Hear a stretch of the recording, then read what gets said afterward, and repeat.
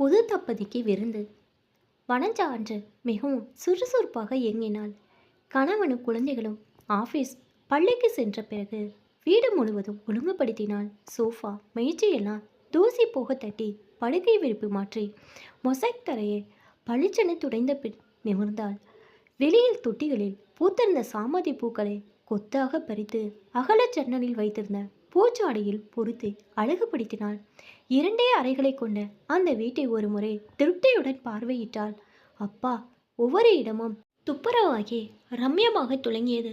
அன்று அவள் தம்பி பாலு தன் புது மனைவியை அவர்கள் வீட்டுக்கு அழைத்து வருகிறான். மாலையில் விருந்து. ஒரு 10 நிமிஷம் கண்ணா ஏற வேண்டும், அப்புறம் எழுந்து வேலைகளை ஆரம்பித்து விட வேண்டியதான் என்று நினைத்தாள். பாதாம் கீர், தயிர் வடை, அவியல், புளியோதரை என்று 7-8 தினசு தயாராக வேண்டும். மாலை 6 மணிக்குள் எல்லா வேலைகளை முடித்துவிட்டு பாலுவின் புது மனைவி பாமாவுடன் அமர்ந்து பேச வேண்டும். சாதம் மட்டும் வேண்டுமானால் குக்கரில் 6 மணிக்கு மேல் வைத்தால் சரியா இருக்கும். தலையணையில் சாய்ந்து கண்ணை மூடியிருக்க மாட்டாள். வாசல் கதவு தட்டப்படும் ஓசை கேட்டது.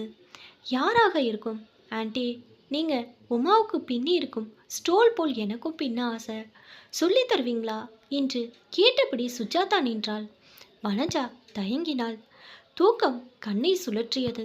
ஆனால் இந்த சுஜாதா ஒன்றை நினைத்து விட்டாள். காரியத்தை சாதித்து கொண்டுதான் போவாள். ஸ்டோலின் பார்டரை பின்னி டிசைனும் எடுத்து கொடுக்க 1 மணி நேரம் பிடித்தது. ஒரு வழியாக சுஜாதாவை அனுப்பிவிட்டு படுத்தாள். ஒரு 5 நிமிஷம் கண்ண முன், அப்புறம் நாள் முழுவதும் பம்பரமாக இயங்குவாள். மறுபடியும் கிர்ரி. என்ன இப்படி? எதுவுமே இன்றைக்கு நினைத்தபடி செய்ய முடியவில்லையே. வந்தவள் 3Aயில் இருக்கும் சகுனா. சாதாரணமாக இவள் இந்திரா வீட்டில்தான் பழி கிடப்பாள். அவளுக்கு குழந்தை குட்டி கிடையாது. கணவர் ஆஃபீஸ்க்கு போனதும் இவளும் கிளம்பி இந்திராவின் வீட்டுக்கு போய் விடுவாள். அப்புறம் மாலை 4 மணிக்கு மேல்தான் வீடு திரும்புவாள். அப்படி என்னதான் பேசுவார்களோ இருவரும். சகுனாவோடு பேசிக்கொண்டே வனஜா காய்கறிகளை நறுக்கினாள். தேங்காவை துருவி வைத்தாள். பாதாம் பருப்பையும் உளுந்தையும் ஊற வைத்தாள். காஃபியை கலந்து வந்து கொடுத்து சகுனாவை அனுப்பிவிட்டு முழு மூச்சுடன் வேலை செய்ய ஆரம்பித்தாள். அவள் குக்கரில் பருப்பும் காய்கறிகளும் வேக வைத்துவிட்டு குழம்புக்கு புளியை கரைக்கையில் மீண்டும் அழைப்பு மணி ஒலித்தது. என்றும் இல்லாத திருநாளாக அவள் அத்தையின் பெண் ரமா வந்திருந்தாள். அவளுடன் அரை மணியாவது உட்கார்ந்து பேசாவிட்டால் எப்படி? சமீபத்தில் ஊருக்கெல்லாம் வேறு போய் வந்திருக்கிறாள். எவ்வளோ விஷயங்கள் பேசியாக வேண்டும் இருவரும். ஆனால் வழக்கம் போல் ரமா காலை கஞ்சியை வடித்து கொண்டு வந்திருக்கிறாள். காலையே கிளம்பினேன்.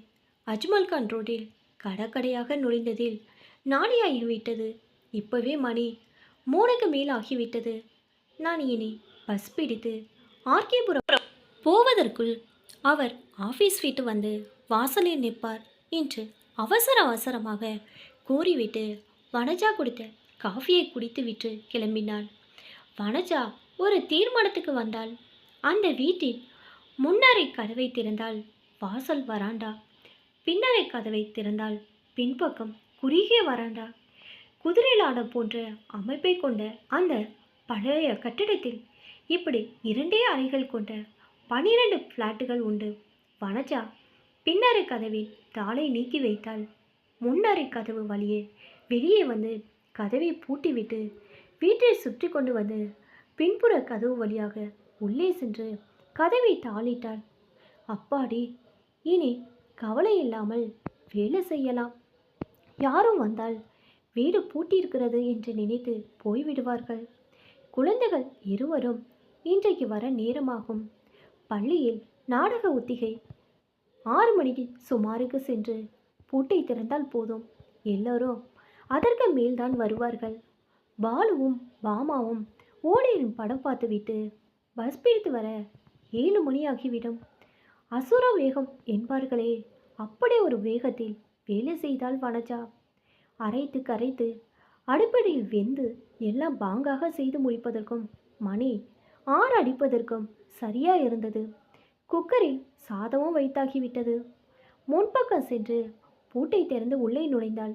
முகத்தை பச்சை தண்ணீரில் கழுவி பொட்டு வைத்து கொண்டு ஃபேன் அடியில் அமர்ந்தாள். வாரப்பத்திரிகை பிரித்து தொடர்கதையில் லயித்து விட்டாள். முதலில் குழந்தைகள் வந்தார்கள். அரை மணிக்கு பிறகு கணவர் நீலகண்டன் வந்தார். இன்னும் பாலுவை காணோம். டிவியில் ஹிந்தி செய்தி அறிக்கை முடிந்தபோது வனஜாவுக்கு கவலையாகிவிட்டது. சினிமா விட்டு 2 மணி நேரம் ஆகியிருக்குமே, இன்னும் ஏன் அவர்கள் வரவில்லை?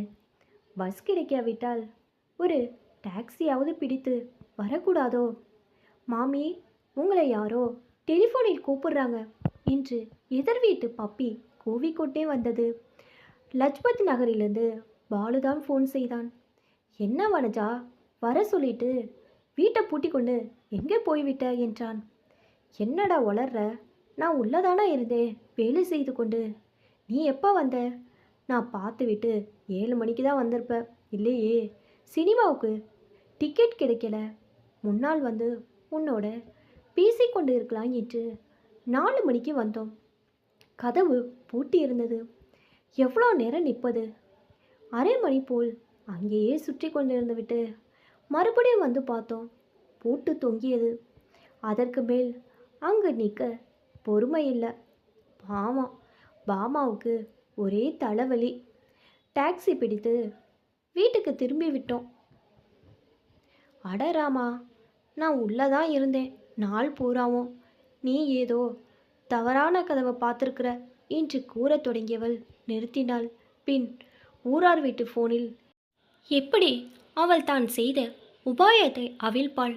பாலு, உனக்கு பிடிக்குன்னு பாதாங்கீரும் தயிர் வடையும் செய்திருக்கிறேன். ஒரு டாக்ஸி பிடித்து வந்தால் அரை மணியில் சாப்பிட்லாம் என்றாள். இதை பார் வனஜா, எங்களை நினைத்து கொண்டு நீங்கள் சாப்பிடுங்க. நாங்கள் ஹோட்டலில் சாப்பிட்டாயிட்டு இங்கு அர்ச்சனாவில் 9 மணி ஷோவிற்கு டிக்கெட் புக் செய்து விட்டேன். கிளம்பி கொண்டு இருக்கிறோம். இன்னொரு நாள் பார்க்கலாம் என்ன? ட்ரிங்கன் என்று ஃபோனை வைத்தான். வனஜா ரிசீவரை கீழே வைக்கும் மறந்தவளாக அப்படியே திகைத்து நின்று கொண்டிருந்தாள்.